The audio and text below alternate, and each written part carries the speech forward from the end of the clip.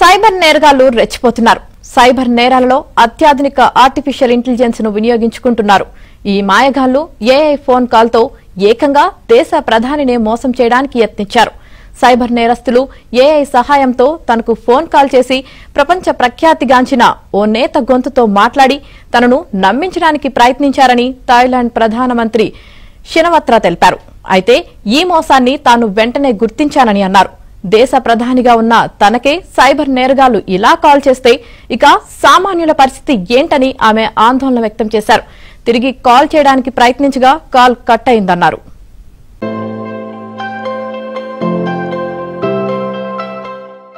Okay bye.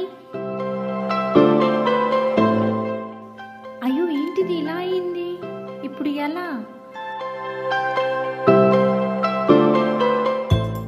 ఈ జిడ్డు మరియు మొండి మరకలు పోవాలి అంటే ఒకటే సొల్యూషన్, సరికొత్త నియో ఫ్రెష్ టచ్ వారి dish wash.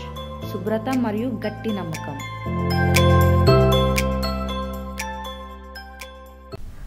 Association of south east Asian nations లోని దేశాలలో థాయిలాండ్ మాత్రమే విరాళం ఇవ్వలేదని, తమకు వెంటనే విరాళాలు ఇవ్వాలని డిమాండ్ చేస్తూ మరో వాయిస్ మెసేజ్ రావడంతో తాను ఒక్కసారిగా అవాక్కయ్యానని షినవత్రా తెలిపారు.